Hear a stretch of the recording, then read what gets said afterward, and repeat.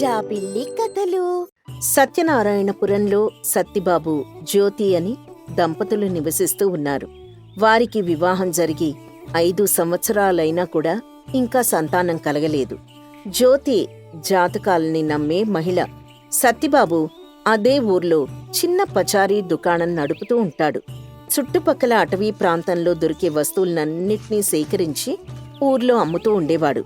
జ్యోతి గుళ్ళు గోపురాలు అంటూ తిరుగుతూ సంతానం కోసం దేవుళ్ళని ప్రార్థిస్తూ ఉంటుంది. ఒకరోజు సత్తిబాబు దుకాణంలో కూర్చొని ఉండగా, "ఏవండి, ఈ ప్రసాదం తీసుకోండి, ఇప్పుడే గుడికి వెళ్ళి వస్తున్నాను." ఈరోజు కూడా గుడికి వెళ్ళావా? "అవునండి, ఈరోజు గుళ్ళో దేవుడు చాలా బావున్నాడు. ఎంత అందంగా ఉన్నాడో తెలుసా? చూడ్డానికి 2 కళ్ళు సరిపోలేదు." ఇంతకీ ఏ గుడికి వెళ్ళావు? "మన ఊర్లో కొలువై ఉన్న సంతాన సుబ్రహ్మణ్య స్వామి గుడికి వెళ్ళానండి." మరి నిన్న ఏ గుడికి వెళ్ళావు? "ఆ గుడికే వెళ్ళాను." మరి నిన్న చూసినప్పుడు దేవుడు అంత అందంగా కనిపించలేదా? "నిన్నటి కన్నా ఇవాళ ఇంకా అందంగా కనిపించాడు." అదేంటి, నిన్న చూసిన దేవుణ్ణే కదా ఈరోజు కూడా చూశావు. నీకీ మార్పెందుకు కనిపించింది? దేవుణ్ణి కళ్ళతో కాదండి, మనసుతో చూడాలి. అప్పుడే ఆయన దర్శన భాగ్యం కలుగుతుంది." అంటే నిన్న కళ్ళతో చూసి ఈరోజు మనసుతో చూసావన్నమాట. అదేదో నిన్న కూడా మనసుతోనే చూడొచ్చు కదే. "మీతో వృధాగా వాదించలేనండి. అయినా మిమ్మల్ని కూడా గుడికి తీసుకొస్తా అని మొక్కుకున్నాను. గుడి దగ్గర ఒక పెద్దావిడ ఉంటుంది. ఆవిడ మనల్ని చూసి మన జాతకం చెప్తుంది. ఒకసారి మనం అక్కడికి వెళ్దామండి." గుడికి రమ్మంటే నేనొస్తాను గాని ఈ జాతకాలు అవి ఇవి అంటే నేనస్సలు నమ్మనే. "సరే, ముందు మీరు నాతో పాటు గుడికి రండి. తర్వాత సంగతి నేను చూసుకుంటాను." సర్లేవే, ఏదో ఒక రోజు ఇద్దరం కలిసి గుడికి వెళ్దాం. నేను అడవిలోకి వెళ్ళొస్తాను. దుకాణంలో సరుకులు నిండుకున్నాయి. వెళ్ళి ఏదో ఒకటి తీసుకురావాలి కదా. "సరే, జాగ్రత్తగా వెళ్ళరండి. మీరు అడవికి వెళ్ళిన ప్రతిసారి నాకు చాలా దిగులుగా ఉంటుంది. వెళ్తే 2-3 రోజులకు కానీ రారు. మీకేవైనా అవుతుందేమో అని నాకు చాలా భయంగా ఉంటుంది. ఈసారైనా త్వరగా వచ్చేయండి." సరే సరే, నేనేమైనా అడవికి షికారుకి వెళ్తున్నానా? సరుకుల కోసం వెళ్తున్నాను. వాటిని మూసుకొని రావద్దు. సర్లేవే, త్వరగా వచ్చేస్తాను. నువ్వు ఇంట్లో జాగ్రత్తగా ఉండు అని సత్తిబాబు అడవికి బయలుదేరాడు. అడవిలో లభించే చింతపండు, ఉసిరికాయలు, వైద్యానికి ఉపయోగపడే మూలికలు, అడవిలో లభించే పళ్ళు, ఇలా అన్నిటినీ సేకరించి ఇంటికి బయలుదేరతాడు. దారిలో వస్తూ ఉండగా ఒక పెద్దావిడ అతనికి ఎదురవుతుంది. "బాబూ, చాలా దాహంగా ఉంది. కొద్దిగా మంచినీళ్లుంటే ఇస్తావా?" పెద్దావిడ్ని చూడగానే సత్తిబాబుకి జాలి కలిగి తన దగ్గరున్న నీటినిస్తాడు. ఆవిడ నీళ్లు తాగి పక్కన కూర్చుంటుంది. సత్తిబాబు ఆవిడ నీరసంగా ఉందని గమనించి, అమ్మా, మీరెవరు? ఇంతటి కారడవిలో మీరిక్కడ ఏం చేస్తున్నారు? మిమ్మల్ని చూస్తే చాలా నీరసంగా కనిపిస్తున్నారు. బాగా అలసిపోయినట్టున్నారు. ఇదిగోండి, ఈ పండు తినండి. కాస్త ఆకలి తీరుతుంది అని తన దగ్గరున్న పండునిస్తాడు. ఆమె అది తీసుకొని తిని, "అడగకుండానే నా ఆకలి తీర్చావు. నీ మంచి మనసుకి అంతా మంచే జరుగుతుంది. నువ్వు కలకాలం సంతోషంగా ఉండాలి. ఒకసారి మీ ఊర్లో ఉన్న సంతాన సుబ్రహ్మణ్య స్వామిని దర్శించుకో. నీ తలరాత మారుతుంది. నువ్వు అనుకున్నది జరుగుతుంది. మీకు మున్ముందంతా మంచే జరుగుతుంది. నువ్వు చాలా అదృష్టవంతుడివి. ఈ ఒక్కసారికి నా మాట విని నీ భార్యతో కలిసి గుడికి వెళ్ళు." ఆవిడ మాటలకు సత్తిబాబు ఆశ్చర్యపోయాడు. మా ఆవిడ కూడా ప్రతిరోజు ఇలాగే అడుగుతుంది గుడికి రమ్మని. కానీ నేనే పని ఒత్తిడి వల్ల వెళ్ళలేకపోతున్నాను. ఈరోజు మీరు కూడా అదే విషయాన్ని నాకు గుర్తు చేస్తున్నారు. తప్పకుండా నేను ఊరెళ్ళగానే ఆ స్వామిని దర్శించుకుంటాను అని సత్తిబాబు ఇంటికి బయలుదేరి వస్తూ ఉంటాడు. దారిలో ఒక మేక ముళ్ల పొదల్లో చిక్కుకొని బయటికి రాలేక అవస్థపడుతూ ఉంటుంది. సత్తిబాబు దాన్ని చూసి తన నెత్తిమీద ఉన్న మూటల్ని పక్కన పెట్టి, "అయ్యయ్యో, మేక ముళ్ల పొదల్లో చిక్కుకొని అవస్థపడుతోంది. ఎలాగైనా దాన్ని కాపాడాలి" అని అనుకొని అతి కష్టం మీద ముళ్ల పొదలు తన దగ్గరున్న కత్తితో తొలగించి మేకని రక్షిస్తాడు. దాన్ని అడవిలో వదిలిపెట్టి తను మళ్ళీ ఇంటికి బయలుదేరతాడు. ఇంటికొచ్చేసరికి జ్యోతి తన కోసం ఎదురుచూస్తూ ఉంటుంది. అమ్మయ్యా, వచ్చారా? మీ రాక కోసమే ఎదురుచూస్తున్నా సరే సరే, వీటిని లోపల పెట్టు. అంటూ తను తెచ్చిన సరుకుల మూటల్ని జ్యోతికి అందిస్తాడు. జ్యోతి వాటిని లోపల పెట్టి తనకి మంచినీళ్లు తీసుకొచ్చి ఇస్తుంది. తను మంచినీళ్లు తాగుతూ ఉండగా అడవిలోని మేక సత్తిబాబు వెనకాల నిలబడి ఉంటుంది. ఏమండి, ఈ మేకనెక్కడి నుంచి తీసుకొచ్చారు? అరే, ఈ మేక నాకు తెలియకుండా నా వెనకాలే వచ్చేసినట్టుంది.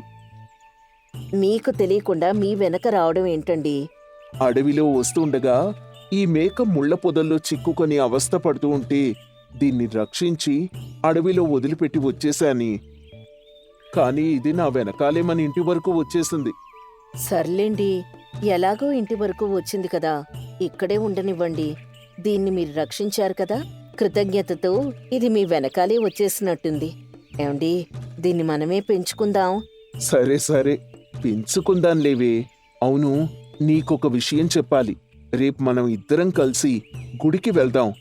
అబ్బా, ఎన్నాళ్లకి మీ నోటి వెంట గుడికి వెళ్దాం అనే మాట విన్నాను. ఏ దేవతో కరుణించినట్టుంది. అందుకే ఈరోజు మీకు గుడికి వెళ్ళాలి అనే ఆలోచన వచ్చింది. అదేం లేదే, అడవిలో ఒక పెద్దావిడ ఆకలితో ఎదురైంది. తనకి నా దగ్గర ఉన్న పండిచ్చాను. తను నీలాగే గుడికి వెళ్ళు అని సలహా ఇచ్చింది. సరే, ఇంతమంది చెప్తున్నారు కదా అని గుడికి వద్దాం అనుకుంటున్నాను. సరే సరే, రేపు ఏర్పాటు చెయ్యి, ఇద్దరం కలిసి వెళ్దాం. జ్యోతి ఆనందంతో మరుసటి రోజు గుడికి వెళ్ళడానికి అన్ని ఏర్పాట్లు చేసింది. సత్తిబాబు, జ్యోతి ఇద్దరూ కలిసి గుడికి వెళ్లి దేవుడి దర్శనం చేసుకుని బయటికి వస్తూ ఉండగా అడవిలో సత్తిబాబు చూసిన పెద్దావిడ అక్కడ కనిపిస్తుంది. జ్యోతి, అదిగో ఆ పెద్దావిడ్నే నేను నిన్న అడవిలో చూసింది. ఈవిడ ఇంత త్వరగా ఇక్కడికెలా వచ్చేసింది? అవునా, ఈవిడ్నే మీరు అడవిలో చూసారా? ఈవిడ ఎంతో శక్తిమంతురాలండి. ఈవిడ ప్రతిరోజు అడవిలో ధ్యానం చేసుకుని గుడికొస్తుందని ఈ చుట్టుపక్కల వాళ్ళంతా చెప్తూ ఉంటారు. ఆమెను అడవిలో చూసిన వాళ్ళు చాలా అదృష్టవంతులని అంటూ ఉంటారు.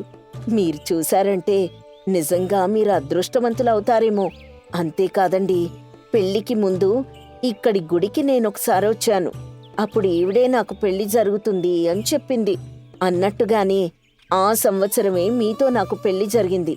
ఆవిడేం చెప్తే అది తప్పకుండా జరుగుతుందని అందరి నమ్మకం. ఇద్దరూ నడుచుకుంటూ పెద్దావిడ దగ్గరికి వెళ్లారు. సత్తిబాబు, దేవుడి దర్శనం జరిగిందా? ఆ జరిగిందండి. కానీ మీరు అడవిలో నుంచి ఇంత త్వరగా ఇక్కడికి ఎలా రాగలిగారు? నువ్విప్పుడు తెలుసుకోవాల్సింది దాని గురించి కాదు. నేటితో నీకు ఏల్నాటి శని పోయింది. నేటి నుంచి నువ్వు పట్టిందల్లా బంగారమే. అపోహలకు పోకుండా నీ వద్దకు ఏది వచ్చినా ఆనందంతో స్వీకరించు. త్వరలో నీకు సంతాన ప్రాప్తి కూడా ఉంది. శీఘ్రమేవ సంతాన ప్రాప్తిరస్తు అని సత్తిబాబు జ్యోతిని ఆశీర్వదిస్తుంది. జ్యోతి, సత్తిబాబు ఆనందంతో ఇంటికి వెళ్తారు. ఇంటికి వెళ్లేసరికి అడవి నుంచి తనతో వచ్చిన మేక 4 పిల్లల్ని కని ఉంటుంది. అది చూసి జ్యోతి, సత్తిబాబు ఆశ్చర్యపోతారు. ఏవండి, ఇది చూసారా? గుళ్ళో పెద్దావిడ చెప్పిన విధంగా మన ఇంట్లో తొలి కానుపు జరిగింది. అవునే, అంతా ఆవిడ చెప్పినట్టుగానే జరుగుతుందంటే నన్ను అదృష్టం వరించబోతోందని నాకు అనిపిస్తోంది. అదృష్టం అంటే ఆస్తిపాస్తులతోనూ అష్టైశ్వర్యాలతోనూ కాదు, మనం చేసే మేల్తోనే కలుగుతుంది. అవునండి, మీరా మేకను కాపాడారు. అదే ఇలా మీకు మేలు చేసింది. మనం చేసిన మేలే మనకు తిరిగి వస్తుందని నిరూపితమైంది. నాకు మాత్రం చాలా సంతోషంగా ఉందండి అని మాట్లాడుకుంటూ ఉండగా ఒక వ్యక్తి ఒక ఆవుని బలవంతంగా తీసుకుని వెళ్తూ ఉంటాడు. అది గమనించిన సత్తిబాబు, రంగయ్య, ఆవునెక్కడికి అంత బలవంతంగా తీసుకుని వెళ్తున్నావు?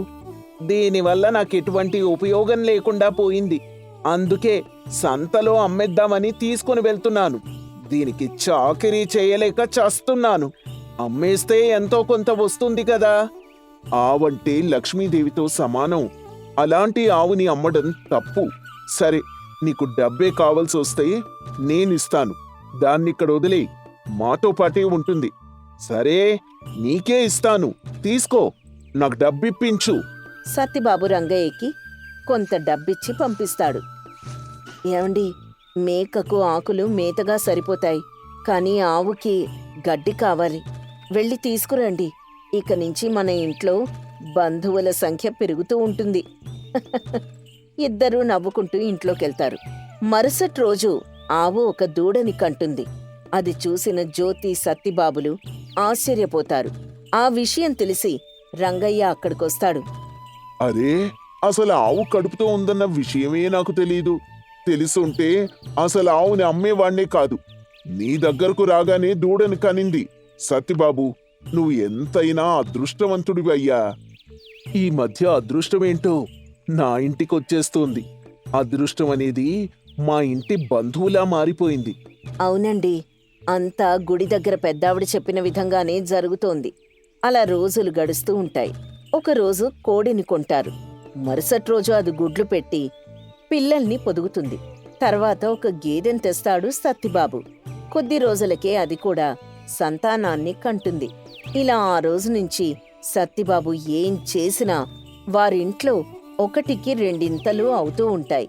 ఇలా ఉండగా ఒకరోజు పెద్దావిడ వారి ఇంటి వైపు వస్తుంది.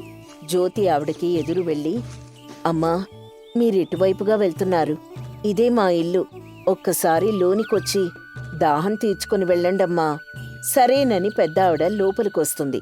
అక్కడ ఉన్న కోళ్ళు, మేకలు, ఆవులు, గేదెల్ని చూస్తుంది. ఇంట్లోకి రాగానే జ్యోతి నీళ్లు తీసుకొచ్చి ఇస్తుంది. అమ్మా, ఇదిగోండి, దాహం తీర్చుకోండి. ఇంతలో అక్కడికి సత్తిబాబు కూడా వస్తాడు. అమ్మా, రాక రాక మీరు మా ఇంటికొచ్చారు.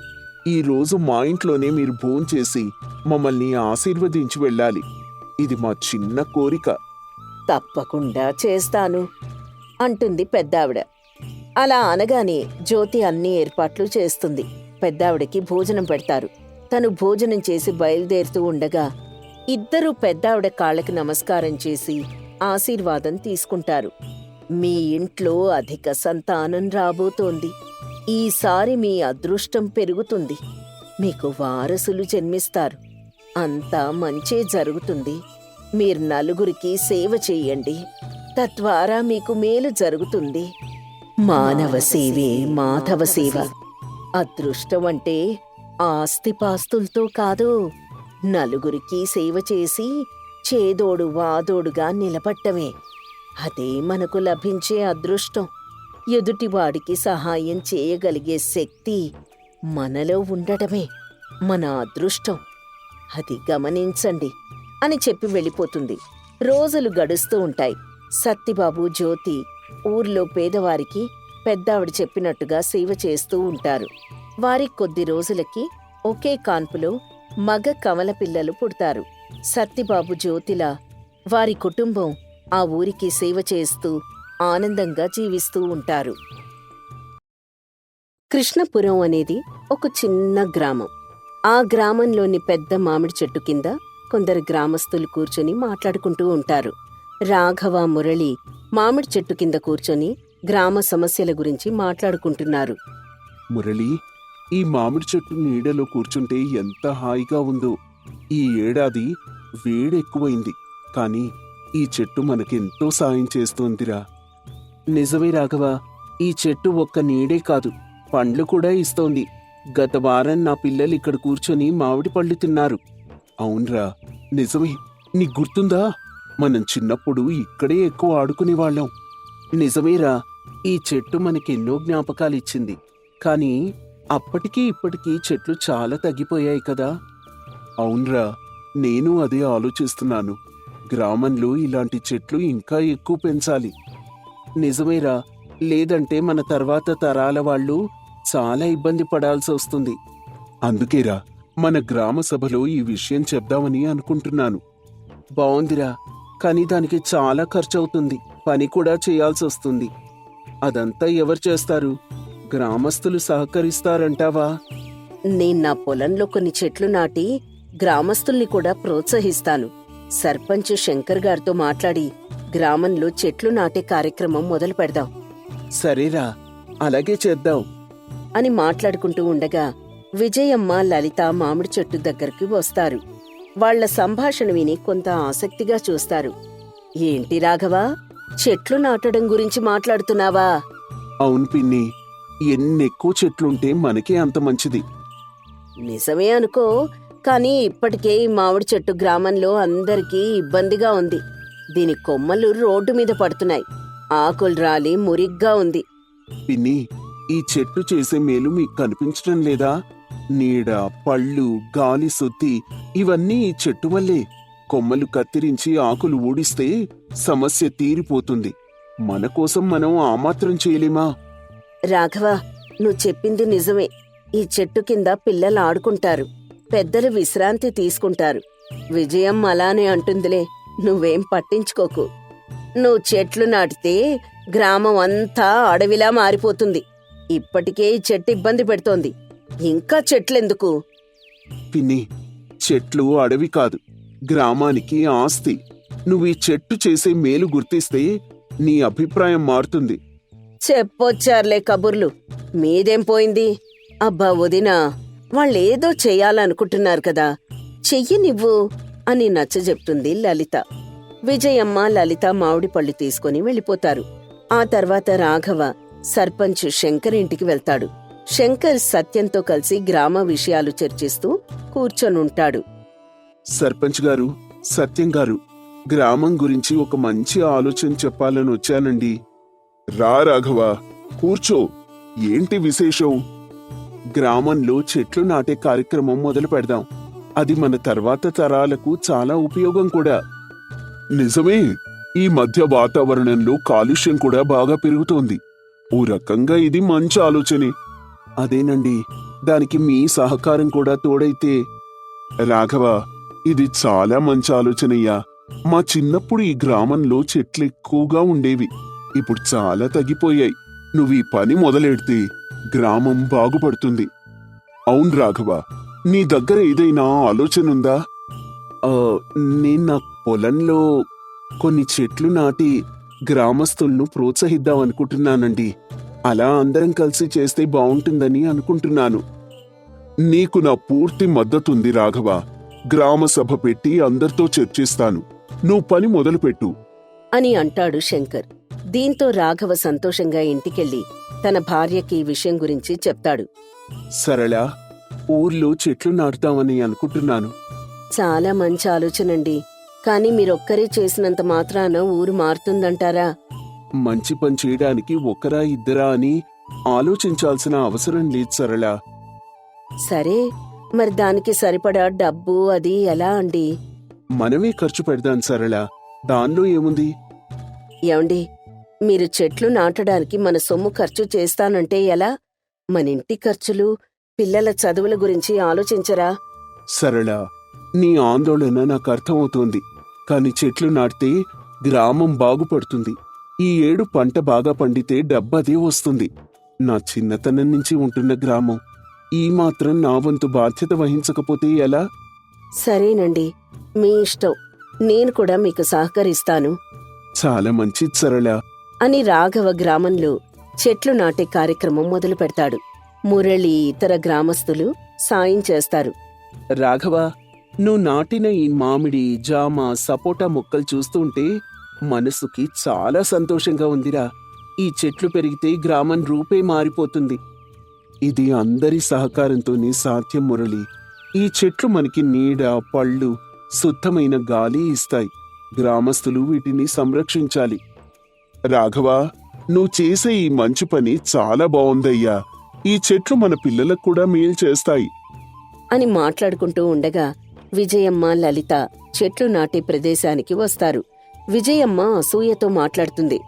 రాఘవా, ఏంటయ్యా ఇది? ఇప్పటికే గాలి దుమారం వస్తే ఈ ఆకులు ఇంట్లోకొచ్చి పడుతున్నాయి. నీ గొప్పలు చెప్పుకోవడానికి ఇవన్నీ చెయ్యాలా ఏంటి? విజయమ్మ, నువ్విలా అండం సరికాదు. రాఘవ గ్రామం కోసం ఇంత చేస్తున్నాడు. చెట్లు గ్రామానికి మేలు చేస్తాయి.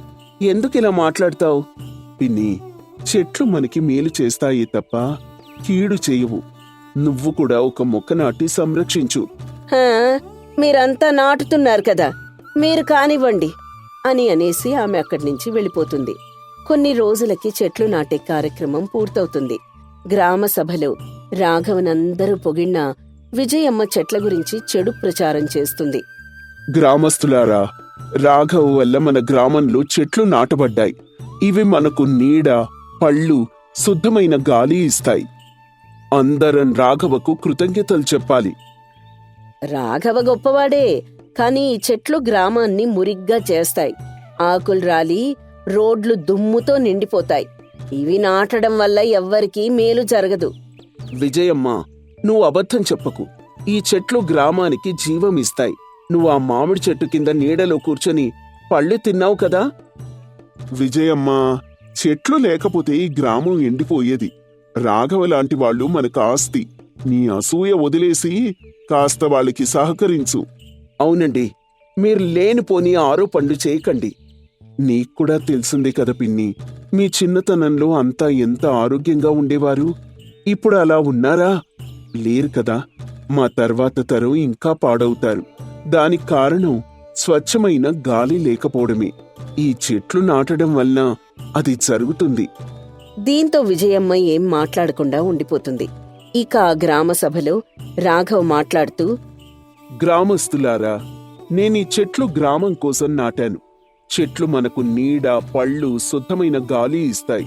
మీరు కూడా వీటిని సంరక్షించి సహకరిస్తే మన పిల్లలకు మంచి భవిష్యత్తు ఇచ్చిన వాళ్ళమవుతాం. రాఘవ, నువ్వు చేసిన మంచి పని మాకు తెలుసయ్యా. ఎవరేమనుకున్నా నువ్వు వాటిని పట్టించుకోకు. అవునండి, ఇకపై మనమంతా కలిసి కనీసం నెలలో ఒక్కసారైనా కొత్త చెట్లను నాటుదాం. చాలా మంచి ఆలోచన. మీ భార్యాభర్తలిద్దరూ ఇలా ఊరి గురించి ఆలోచించడం చాలా బావుంది. ఇలానే ఆదర్శ దంపతుల్లా ఉండండి అని అంటారు సర్పంచ్. రోజులు గడుస్తాయి. గ్రామంలో అంతా చెట్లను సంరక్షించే పనిలో ఉంటారు. కొన్నాళ్లకు విజయమ్మ పొలంలో పంట సరిగ్గా పండకపోవడంతో జీవితంలో గడ్డు కాలం చూస్తుంది. ఇది తెలిసిన రాఘవ, పిన్ని, నీ కష్టం నాకు అర్థమైంది. ఏ తోడు లేకుండా ఒంటరిగా జీవిస్తున్నావు. అవును బాబు, నువ్వైనా నన్ను అర్థం చేసుకున్నావు. ఇప్పుడు నాకెలా డబ్బు సంపాదించాలో అర్థం కావడం లేదు. మరేం పర్లేదు పిన్ని, మన గ్రామంలోని చెట్లకు పళ్ళు బాగానే పండుతున్నాయి. అవి కోసి పక్కూరికెళ్ళి అమ్మితే కొంత డబ్బొస్తుంది. చాలా ధన్యవాదాలు బాబు, నా కష్టకాలంలో ఆదుకున్నావు. నిన్నాదుకుంది నేను కాదు పిన్ని, నువ్వొద్దన్న ఈ చెట్లు. రాఘవ, నా అసూయ వల్ల తప్పు చేశాను. నువ్వు నాటిన చెట్ల వల్ల జరిగే మేలు ఇప్పుడు నాకు అర్థమైంది. నన్ను క్షమించు. పిన్ని, నీ మనసు మారితే చాలు. ఇక మీదట అందరం కలిసి చెట్లను సంరక్షిద్దాం, గ్రామాన్ని బాగుచేద్దాం. ఇక నుంచి నా వంతు శ్రమ నేను కూడా అందిస్తాను సరే పిన్ని, మనమంతా కలిసి పనిచేద్దాం అని అంటాడు రాఘవ. అప్పట్నుంచి అంతా కలిసిమెలిసి చెట్లు నాటుతూ ఉంటారు. ఒకానొక సమయంలో పంటలు సరిగ్గా పండకపోతే ఆ చెట్ల పండ్లనమ్మి అంతా డబ్బు సంపాదించుకుంటారు. అలా ఆ గ్రామంలో పెంచిన చెట్లు వాళ్ల జీవనోపాధికి కూడా ఉపయోగపడతాయి.